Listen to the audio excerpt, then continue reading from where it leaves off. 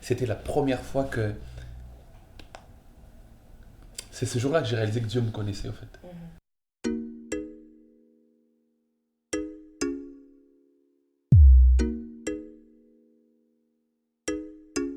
Alors aujourd'hui, on se retrouve pour notre deuxième interview avec le pasteur Lord. Donc déjà, merci. Merci d'avoir répondu présent à l'invitation. Mhm. Alors aujourd'hui, on va un petit peu remonter dans le temps, c'est-à-dire comprendre la manière dont vous avez grandi, comprendre un petit peu les étapes de votre vie pour comprendre pourquoi, comment vous êtes devenu l'homme que vous êtes aujourd'hui. Donc déjà, je vais juste vous demander de vous présenter aux personnes qui ne vous connaissent pas et qui vous regardent aujourd'hui. Bonjour à tous et merci pour l'invitation. Alors, je suis Lord Lombo, je né à Kinshasa d'un père pasteur et d'une mère qui était aussi un peu pasteur. Mhm. Alors, j'ai grandi dans une famille de cinq enfants, deux avant moi et deux après moi, donc je suis vraiment au milieu. Mhm. Et alors, qu'est-ce que je peux dire d'autre sur moi? Je suis un passionné de beaucoup de choses, entre autres de l'enseignement, de la musique. En gros, c'est ça, quoi. Mais je sais que d'ici là, on découvrira plus. Ok, merci beaucoup. Alors, moi, j'ai une petite question. Comme vous avez dit, vous êtes le troisième d'une fratrie de cinq enfants. Votre père était pasteur, votre mère aussi était pasteur. Et donc, vous avez grandi dans cette atmosphère chrétienne, on va dire ça comme ça, depuis tout petit. Tout à fait. Alors, est-ce que, étant jeune, est-ce que cette atmosphère, elle avait justement un impact sur votre vie? Oui, parce que les valeurs que j'ai reçues sont des valeurs chrétiennes.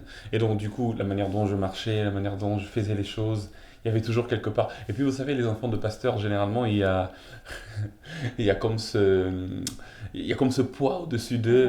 Mhm. Même avec les amis, quand on jouait, c'était tout le temps, ah, mais toi, t'es enfant de pasteur, tu peux pas faire ça. Toi, t'es enfant de pasteur, tu peux pas ceci.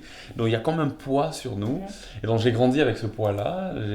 J'ai pas, J'allais dire, ça m'a empêché carrément d'avoir une enfance normale, quelque part. Mais oui, j'ai grandi avec des valeurs chrétiennes au-dessus de tout. Et c'était plutôt. Ça m'a toujours guidé jusqu'aujourd'hui, quoi. Mhm. Yeah. Et du coup, parce que j'ai vu dans d'autres interviews, vous dites que votre mère, souvent le soir, elle venait, elle vous enseignait Ouais. aussi la parole de Dieu le soir, Euh, etc. Est-ce ouais. qu'avec donc, tout ce que vous avez reçu en étant jeune, est-ce que vous voyez la différence entre vous Mhm. et les autres enfants? Ah oui, oui. Je veux dire que oui, ma mère m'enseignait chaque soir avant qu'on puisse dormir. Nous apprenait généralement un chant et c'est des bons souvenirs, ça me rappelle beaucoup de choses. Et elle nous enseignait la parole. Et oui, donc ça veut dire que nous réagissions différemment des autres déjà, qui n'avaient pas les mêmes valeurs, vous voyez, parce que ça nous définit Mhm. tout ce qu'on nous enseigne, surtout à un enfant. La Bible dit justement que si tu enseignes à ton enfant la voie qu'il doit suivre, quand il sera grand, il ne s'en détournera pas. Donc ça nous définit, on peut dire ça nous formate, ça nous donne une certaine ligne de conduire, ça définit même nos réactions et même tout. Et donc oui, je vois des différences entre moi et les autres enfants de mon âge déjà. On ne réagissait pas tous de la même façon. Un petit exemple, moi j'étais pas... Avec tout ce que j'apprenais Mhm. par mon père et ma mère, j'avais du mal à provoquer les autres, par exemple. C'est un petit exemple banal, Mhm. mais à l'école, vous savez, les enfants aiment bien se taquiner entre eux. Il y a même beaucoup qui se suicident parce qu'on les taquine tellement, vous voyez. Ouais. Mais moi, j'avais du mal à le faire parce que les valeurs que j'avais apprises m'empêchaient de le faire. Mhm. Et j'étais plutôt celui qui était en retrait, celui qu'on provoquait, Mhm. plutôt que celui qui provoquait. Ouais, Donc voilà. ouais, ouais. Ok, je comprends. Du coup, on va revenir à l'année de vos 9 ans, Ouais. l'année où vous avez perdu votre maman. Mhm. J'aimerais savoir comment avez-vous vécu cet événement? C'était difficile, hein. Et puis je crois que parfois on pense que avec le temps certaines choses se guérissent, Mhm. mais je crois qu'on apprend juste à vivre avec. Au fait, il y a des blessures qui guérissent peut-être pas. Mhm. On apprend juste à vivre avec.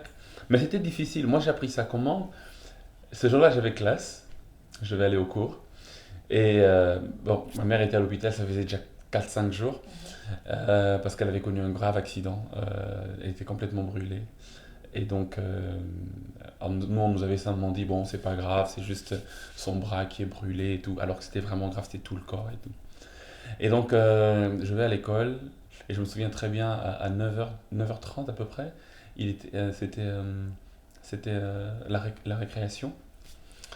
Et là, chaque jour à la récréation, je courais dans tous les sens, mais ce jour-là, c'était quelque chose de bizarre s'était passé au fait.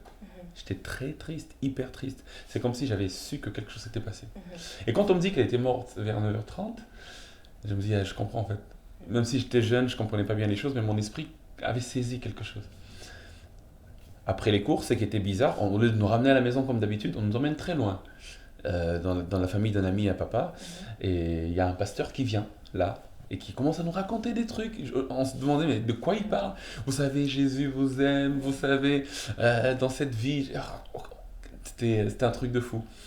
Et après, il nous annonce que voilà, votre mère n'est plus. Là, on va rentrer à la maison. Vous allez voir, beaucoup de gens sont là, les deuils, tout.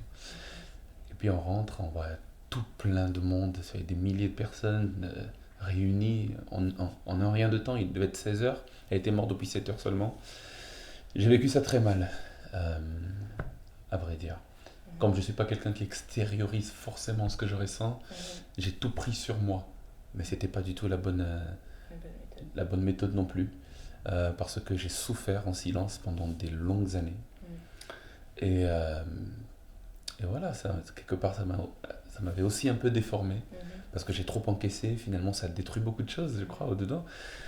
Mais voilà, c'est à peu près comme ça que j'avais reçu ça, et que j'avais vécu ça. Et comme je dis, avec le temps, ça s'arrange pas forcément, quoi.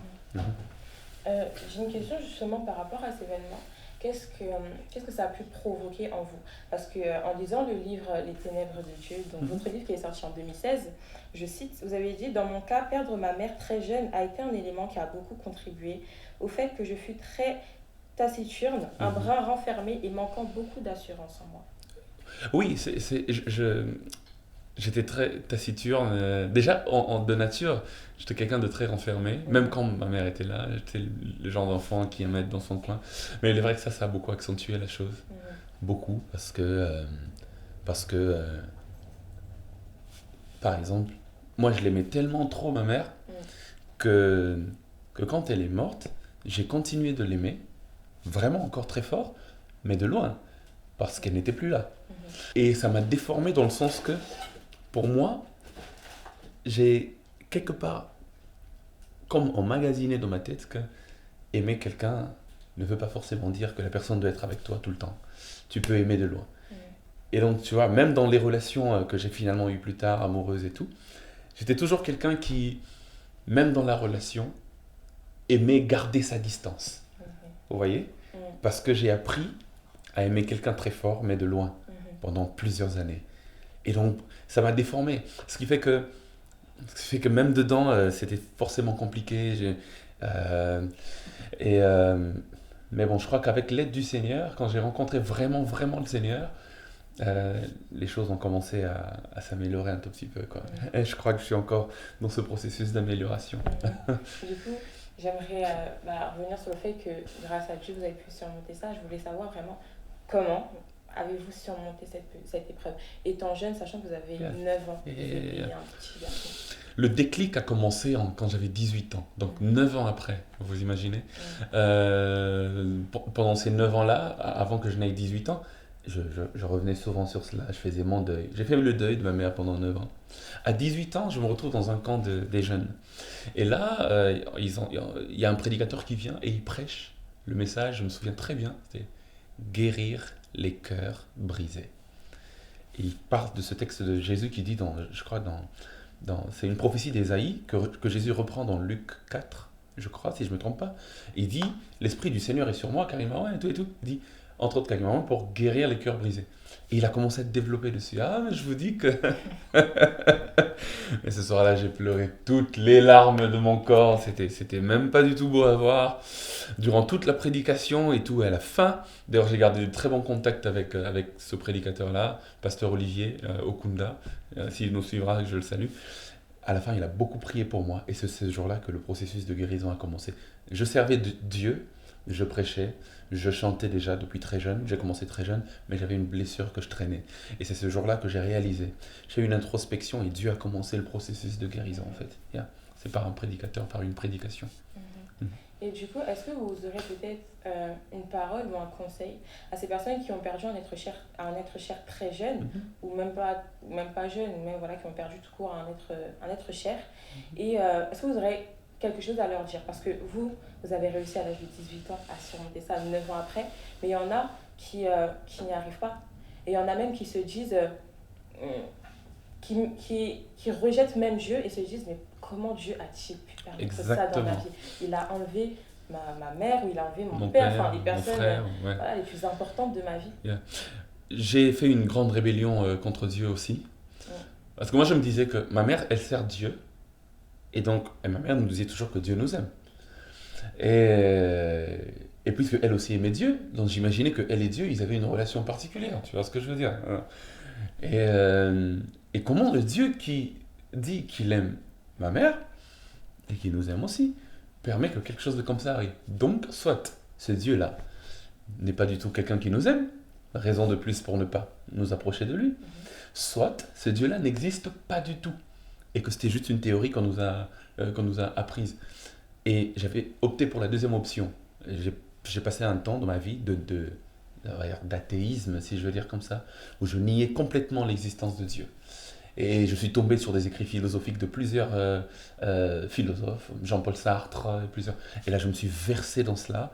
Et la Bible, j'avais complètement oublié Dieu, j'avais complètement mis de côté. Pour moi, c'était la philosophie, surtout les philosophes athées. Ah, je les aimais trop, quoi. Parce qu'en ce moment-là, je cherchais des réponses.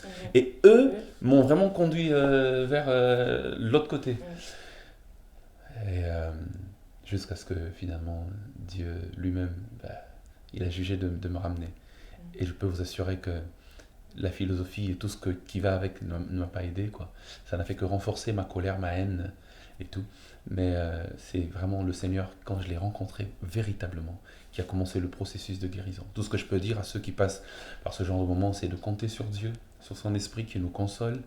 Et ça finira par aller. Yeah. Du coup, comme vous l'avez dit tout à l'heure, vous avez commencé à prêcher très jeune.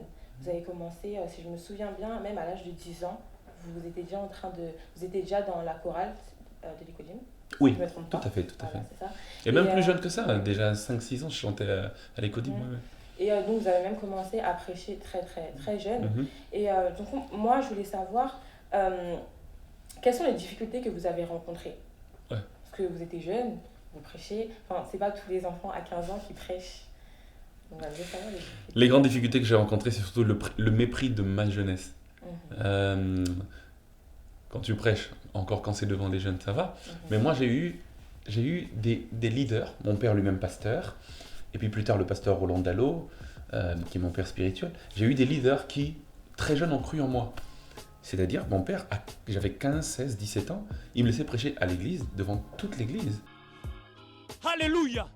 C'est pour cela que Caïn et Abel, Caïn a offert des végétaux à Dieu. Dieu n'a pas agréé. Mais Abel a offert des animaux à Dieu. Dieu a agréé. Ce n'est pas que Dieu est contre Caïn, mais c'est parce que Abel a compris la révélation du sang qui justifie. Alléluia! Alléluia! C'est-à-dire, c'est pas seulement à l'Écodim, là. C'est devant toute l'église. Il y a des ingénieurs, il y a des médecins, il y a des papas, des grands-parents, tu vois. Et moi, je suis de la jeune et je prêche. Et donc, l'une des grandes difficultés que j'ai connues en ce moment-là, c'est le mépris de ma jeunesse. Ouais, mais qu'est-ce qu'il va nous raconter, celui-là, tu vois. Et même quand je suis allé à Philadelphie avec Pasteur Dallot, ça n'a jamais... ça a toujours été la même chose, en fait. Je me souviens, la première fois qu'il m'a laissé prêcher devant toute l'église, c'était une église à l'époque, une église de 5000, 6000 membres. J'avais 19 ans et demi. Et je venais d'avoir 20 ans. Non, j'étais sur le point d'avoir 20 ans.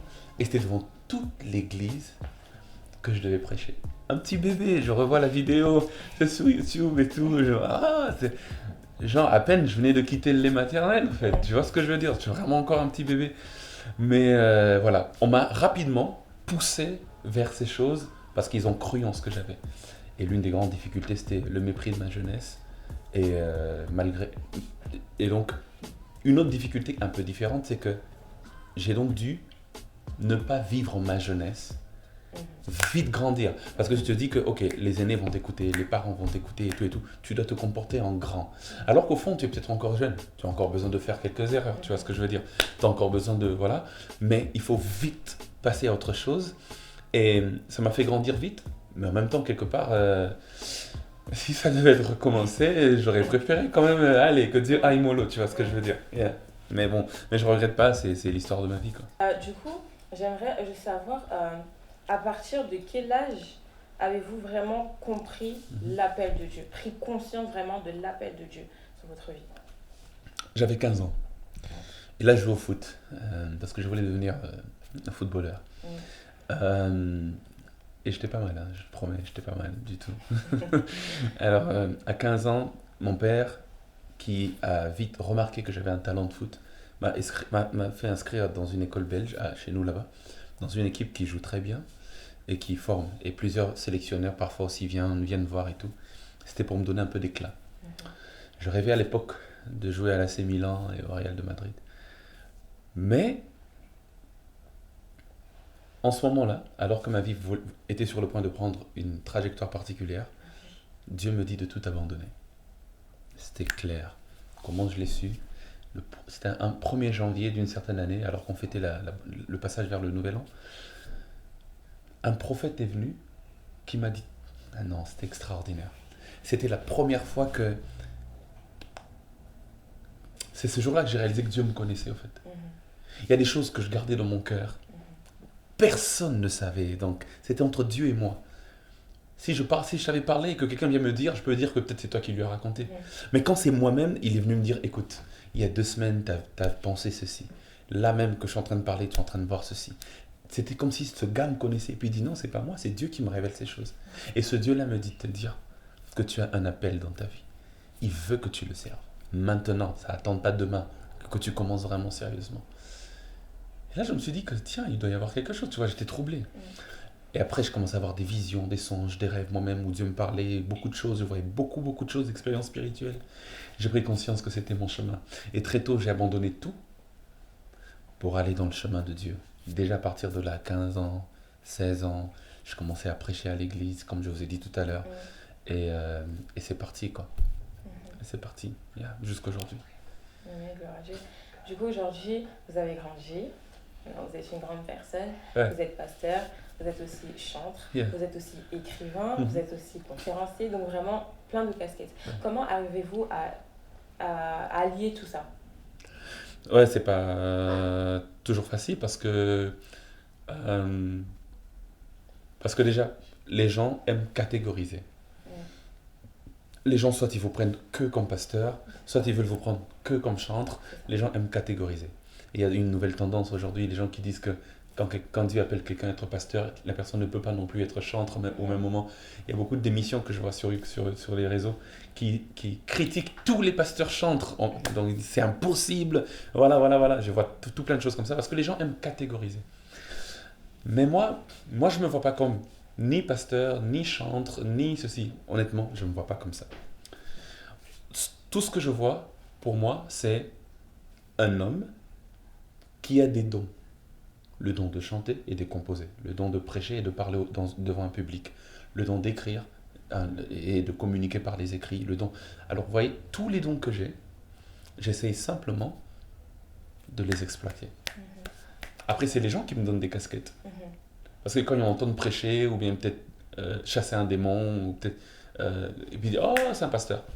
Et puis quand ils me voient chanter, faire un chant, peut-être que les gens aiment, oh, ouais, c'est un chantre. Et quand ils lisent un livre que j'ai écrit, oh, ouais, c'est un écrivain. Donc toutes ces autres casquettes, c'est plutôt les gens qui me donnent. Moi, comment je me vois juste comme un individu qui a des dons et qui essaye de les exploiter au maximum. C'est tout. Ouais. Du coup, moi, j'aimerais un petit peu me concentrer sur le chantre, la musique en elle-même. Quand on a connu le pasteur Lord, c'était en tant que pasteur. Tout à fait. Et c'est à travers certaines interviews, il disait que la musique, en fait, elle a toujours fait partie de vous. Ça a commencé avant Ça a commencé même avant. La raison pour laquelle les gens m'ont connu en tant que pasteur, c'est parce que, comme je vous ai dit, Philadelphie, c'est une grande plateforme. Pasteur Roland Dallot au Congo, c'est une icône. Vous voyez, c'est... Alors, quand quelqu'un comme ça te présente, évidemment, c'est toute la ville qui te connaît, tu vois, parce que, voilà. Et lui, il a présenté le prédicateur. Et donc, c'est comme ça que tout le monde m'a connu comme prédicateur. Il a ouvert pour moi une page dans enseignement.com à l'époque. Aujourd'hui, il y a la chaîne télé est venue, mais à l'époque, c'était qu'un site. où on mettait des prédications sur Internet et tout, un site Internet. Et moi, j'étais le plus jeune à l'époque, hein. J'avais quoi, 20 ans, il a ouvert une chaîne pour moi. Vous voyez. Donc c'est comme ça que le prédicateur était très connu. Mais avant que je n'aille à Philadelphie, j'étais dans l'église de mon père. Comme je vous ai dit, depuis 5 ans, je chantais à l'Écodim.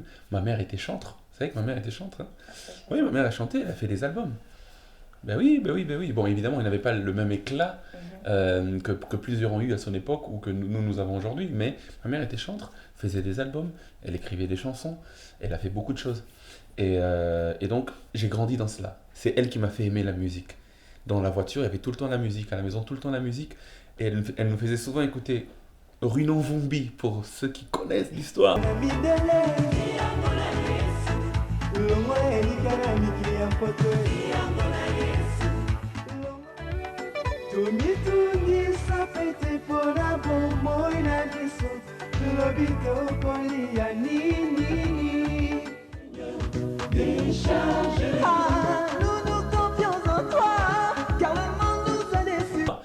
Et Koul Matopé.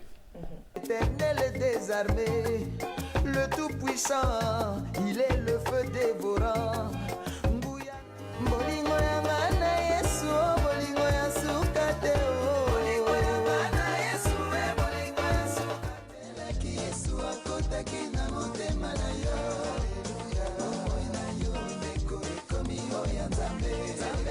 Et donc j'ai grandi avec du Koul Matopé, Runon Vumbi, grâce à ma mère. Et donc c'est comme ça que depuis l'enfance, la musique a toujours été en moi. Et quand les gens me voient faire la musique, ils disent « Oh, mais il est pasteur, mais il devient musicien. » Donc peut-être que c'est le musicien déjà depuis longtemps qui était devenu pasteur et qui est redevenu, tu vois ce que je veux dire? Donc du coup, maintenant, on va parler de votre album Emmanuel.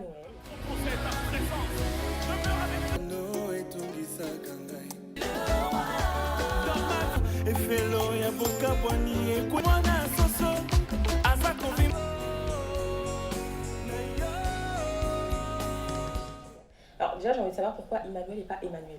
Parce que Emmanuel, je trouvais que c'était trop commun.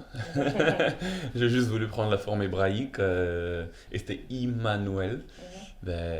Au fond, c'était juste pour faire un peu original, quoi. Faire un peu genre. Okay.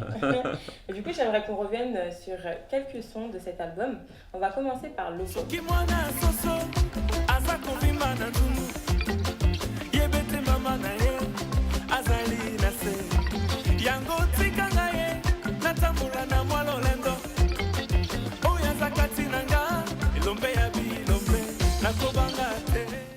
Alors, j'aimerais juste savoir le message que vous avez voulu véhiculer à travers ce clip.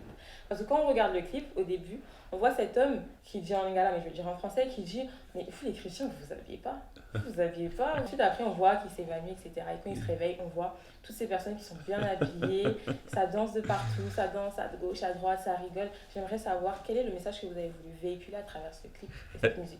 Déjà, c'est un son qui fait danser, un peu d'afrobeat. Et puis, c'est venu d'un chant populaire, c'est pourquoi ça s'appelle Lopop, qui veut dire louange populaire. Et qui dit que Dieu nous a choisis depuis l'enfance. Ça me parle beaucoup parce que, évidemment, c'est mon histoire aussi. Alors, pour le clip particulièrement, ce qu'on voulait faire voir, c'est qu'il y a des chrétiens qui s'habillent bien aussi, quoi. Et ouais, évidemment, parce que parfois, nous on a grandi dans un contexte où, à l'époque, il y avait une grande pièce théâtrale qui passait, où on faisait passer les chrétiens pour des gens qui...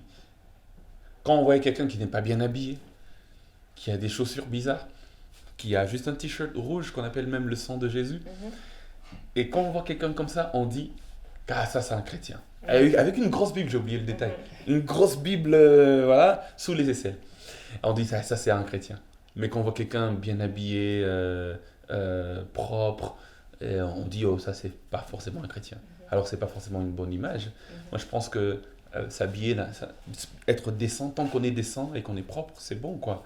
Les chrétiens peuvent aussi s'habiller comme ça. Et c'est comme ça, c'est pour ça qu'on a voulu faire passer ce message-là un peu de manière humoristique, hein, je crois que c'est ça le mot, in a funny way, c'est ce que je veux dire. Mais le message, c'était celui-là, quoi. Okay, yeah. Donc, c'est un petit peu montrer que, voilà, être chrétien, ce n'est pas seulement, voilà, avoir sa grosse Bible, etc. Yeah. On peut aussi s'amuser, on peut aussi danser. Exactement. On peut avoir passé de bons temps, être super bien habillé comme vous maintenant. Ouais, donc, voilà. On va passer à une deuxième musique qui est Enfant prodigue.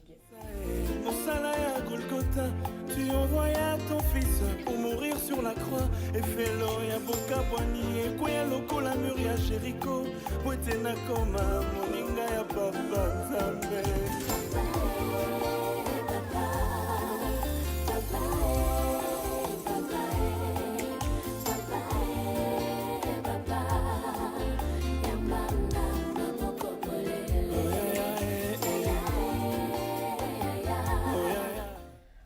Moi, j'aimerais connaître le contexte, pour que tout le monde puisse vraiment connaître le contexte de cette musique. Elle est en lingala, mais voilà, je vais traduire quelques parties. Vous dites par exemple que voilà, vous avez voulu sortir pour découvrir. Et c'est en sortant que vous avez découvert que être loin de Christ, c'est la mort. Yeah. Enfant prodigue, j'écris dans un moment où j'avais un tout petit peu perdu le cap. J'écris dans un moment où allez, je m'étais perdu dans ma foi, quoi. Je vais dire la vérité à ceux qui me suivent. C'est-à-dire, je suis vraiment allé loin. Ouais, je suis vraiment allé loin, quoi. Donc, ça m'est arrivé aussi, hein. Ça m'est arrivé aussi. Et c'est là que voilà, tu sens cette voix qui te rappelle, qui dit, reviens, tu fais quoi? Reviens, quoi. Et j'ai fait tout plein d'erreurs en ce moment-là. Et c'est là que j'ai écrit Enfant prodigue un soir.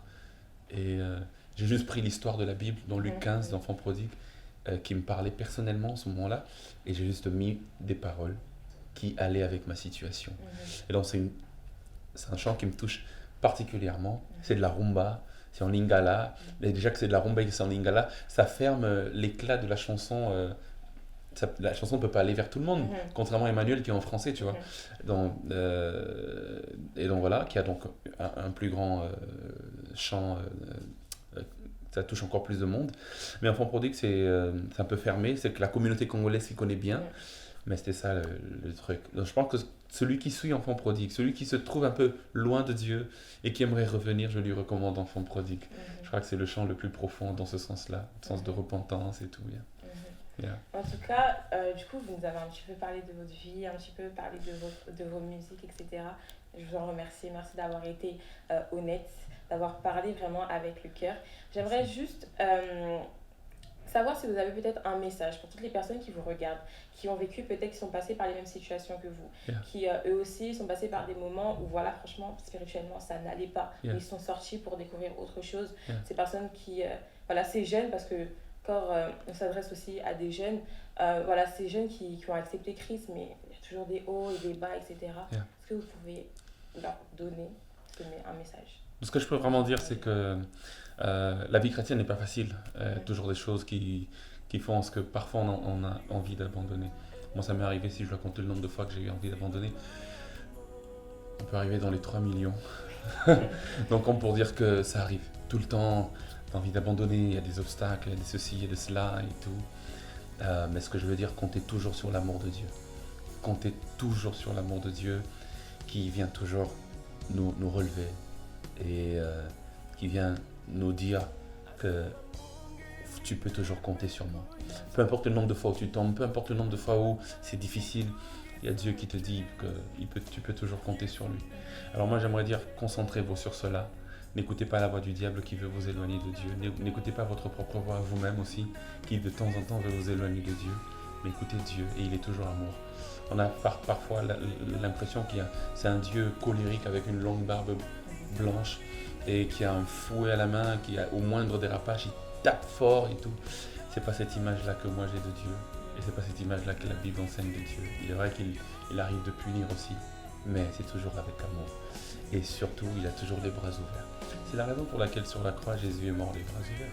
C'est pour nous dire qu'il y aura toujours de la place chez nous. Donc venez ou revenez. Et le meilleur choix, c'est d'appartenir à Christ. Merci beaucoup. Alors, juste avant de nous quitter, j'aimerais savoir si, du coup, pour la fin de cette année ou peut-être l'année prochaine, si vous nous réservez quelque chose, un album, des singles, je ne sais pas. Oui, il y a un album qui est en préparation. Celui-là, vraiment, je le tiens beaucoup à cœur parce que, je vous promets, vous avez écouté Emmanuel, vous avez été béni, je suis sûr, mais non, celui-là, c'est autre chose, quoi. Ça me tient vraiment à cœur, cet album, parce que je serai encore plus ouvert, encore plus réel. Vous savez, à chaque fois, il y a des nouveaux combats. Ça nous donne des nouvelles chansons et ça nous donne de nouveaux sons. Et donc, je suis prêt à dévoiler encore une autre facette de moi dans cet album. Donc avant la fin de l'année, par la grâce de Dieu, il y aura déjà 1 ou 2 singles qui vont sortir et aussi tout l'album.